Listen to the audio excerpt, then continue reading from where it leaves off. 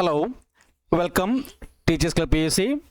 എല്ലാ പ്രിയപ്പെട്ട അധ്യാപക സുഹൃത്തുക്കൾക്കും ഉദ്യോഗാർത്ഥികൾക്കും ടീച്ചേഴ്സ് ക്ലബ് PSCയുടെ പുതിയൊരു അധ്യായത്തിലേക്ക് സ്വാഗതം. ഇന്ന് ഒരു പുതിയ അപ്ഡേറ്റ്സ് ആണ്.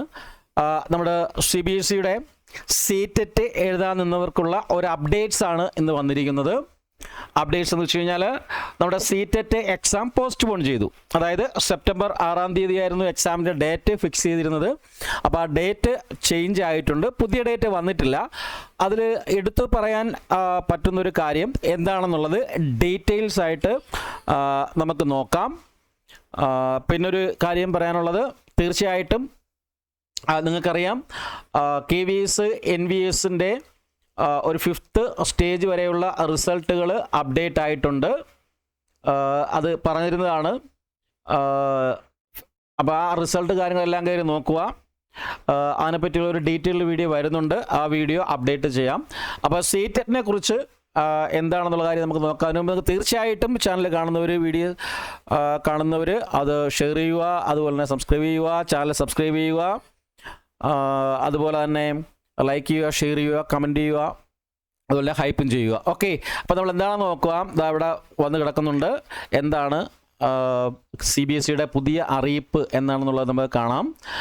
എന്താണെന്ന് പറഞ്ഞു കഴിഞ്ഞാൽ opportunity for submission of online application for the second edition of CTET എന്നും പറഞ്ഞാൽ തന്നിരിക്കുന്നത്. അതായത് honourable supreme court vide its judgement in review petition civil diary number.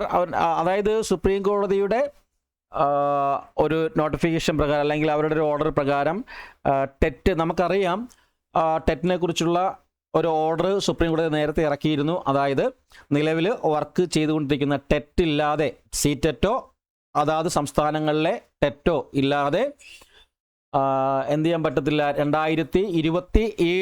2027 സെപ്റ്റംബറിനുള്ളിൽ തന്നെ ഈ ടീച്ചേഴ്സ് എല്ലാം ടെറ്റ് നേടണമെന്നുള്ള ഒരു ഓർഡർ പുറപ്പെടുവിച്ചിട്ടുണ്ട് സുപ്രീം കോടതി. അപ്പോൾ അതിൻ്റെ ഫലമായിട്ട് റിവ്യൂ പെറ്റീഷൻ കൊടുത്തിരുന്നു. അതിൻ്റെ ഫലമായിട്ടാണ് സുപ്രീം കോടതി ഇപ്പോൾ പുതിയൊരു ഓർഡർ ഇവിടെ ഇട്ടിട്ടുള്ളത്. ആ ഓർഡർ എന്താണെന്ന് പറഞ്ഞു കഴിഞ്ഞാൽ ഇത്രയേ ഉള്ളൂ. അതായത് നിലവിൽ നിങ്ങളൊക്കെ അപ്ലൈ ചെയ്തിട്ടുണ്ടല്ലോ, നിങ്ങളൊക്കെ CTETന് നിലവിൽ നിങ്ങളൊക്കെ എല്ലാവരും അപ്ലൈ ചെയ്തിട്ടുണ്ട്. അപ്പം അപ്ലൈ ചെയ്തിട്ടുള്ളവർ CTETന് നിലവിൽ അപ്ലൈ ചെയ്തിട്ടുള്ളവർ ഇനി അപ്ലൈ ചെയ്യേണ്ട കാര്യമില്ല. അല്ലാത്തവർക്ക്, അപ്ലൈ ചെയ്തിട്ടില്ലാത്തവർക്കൊരു സുവർണ അവസരമാണ്. ഇന്നു മുതൽ 25-ാം തീയതി മുതൽ 25 മുതൽ 1/9/2026 വരെ 1/9/2026 വരെ വീണ്ടും CTET അപ്ലൈ ചെയ്യാനുള്ള ഒരവസരം തന്നിട്ടുണ്ട്. നിലവിൽ അപ്ലൈ ചെയ്തവർ വീണ്ടും അപ്ലൈ ചെയ്യേണ്ട ആവശ്യം ഇല്ല.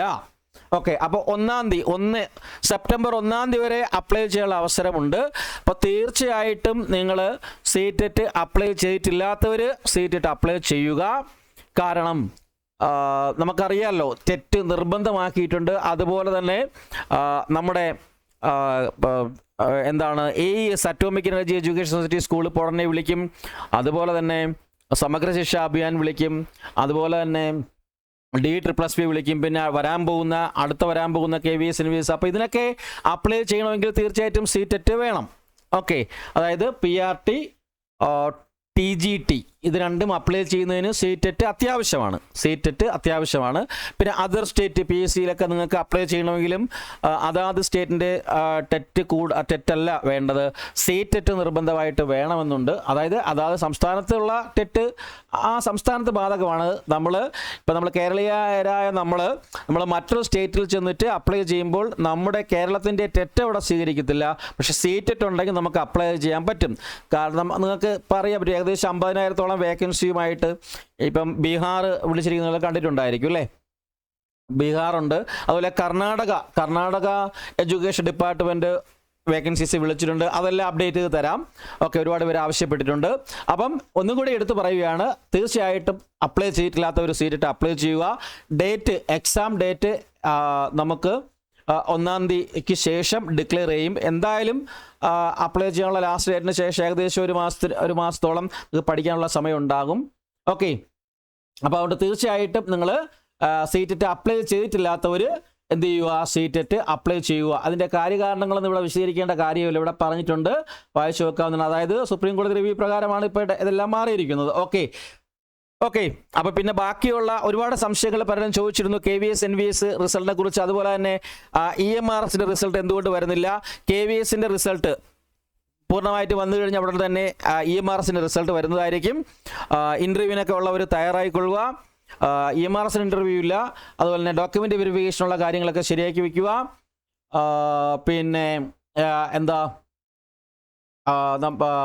എടുത്തു പറയേണ്ട ഒരു കാര്യം എന്ന് വെച്ചാൽ നമ്മളിവിടെ എഴുതിയ സെക്കൻഡ് ഇയർ എഴുതിയ ഇതുവരെ വന്ന റിസൾട്ടുകളിൽ സെക്കൻഡ് ഇയർ എഴുതിയ എല്ലാവരും തന്നെ സെക്കൻഡ് ഇയറിലേക്ക് പാസ്സായിട്ടുണ്ട്. മലയാളത്തിൽ നിന്ന് 2 പേര് മാത്രമേ ഉള്ളായിരുന്നു, TGT മലയാളം, അത് 2 പേരും കയറിയിട്ടുണ്ട്. പിന്നെ ഫിസിക്സ്, ഹിസ്റ്ററി, എക്കണോമിക്സ് ഇതിലൊക്കെ സെക്കൻഡ് ഇയർ എഴുതിയവർ എല്ലാവരും സെക്കൻഡ് ഇയറിലേക്ക് കയറിയിട്ടുണ്ട്. അപ്പോൾ അവർക്കൊക്കെ ഉള്ള ഇൻ്റർവ്യൂ സെഷൻസ് ഒക്കെ തരുന്നുണ്ട്. ഓക്കെ. അപ്പോൾ ബാക്കിയുള്ള റിസൾട്ട് വരുമ്പോൾ അവരും സെക്കൻഡ് ഇയറിൽ ഉണ്ടായിരിക്കും എന്ന് പൂർണ്ണ വിശ്വാസത്തോടെ തന്നെ നിങ്ങൾ മുന്നോട്ട് പോവുക. ഉറപ്പായിട്ടും ഉണ്ടായിരിക്കും. ഓക്കെ. അപ്പോൾ ബാക്കിയുള്ള കാര്യങ്ങളെല്ലാം അപ്ഡേറ്റ്സ് ഉടനെ തരാം. ഓക്കെ. അപ്പോൾ ഇത്ര കാര്യങ്ങൾ അതിനെക്കുറിച്ച് പറയാറുള്ളൂ. അപ്പോൾ തീർച്ചയായിട്ടും സീറ്റെറ്റ് അപ്ലൈ ചെയ്തിട്ടില്ലാത്തവർ ഉടൻ തന്നെ അപ്ലൈ ചെയ്യുക. ഓക്കെ. അപ്പോൾ താങ്ക് യു. ഇത്ര കാര്യങ്ങളെ പറയാനുള്ളൂ. അപ്പോൾ ഒരിക്കൽ കൂടി പറയുകയാണ്, ഇത്തരത്തിലുള്ള അപ്ഡേറ്റ്സുകളും മറ്റും ലഭിക്കുന്നതിന് വേണ്ടിയിട്ട് എന്ത് ചെയ്യുക, ചാനൽ അപ്ഡേറ്റ്സ് ചെയ്യുക, സബ്സ്ക്രൈബ് ചെയ്യുക, ഹൈപ്പ് ചെയ്യുക, തീർച്ചയായിട്ടും നിങ്ങളത് ഷെയർ ചെയ്യുക, ലൈക്ക് ചെയ്യുക. ഓക്കെ. ഇത്ര കാര്യങ്ങളെ ഇതിനെക്കുറിച്ച് പറയാനുള്ളൂ.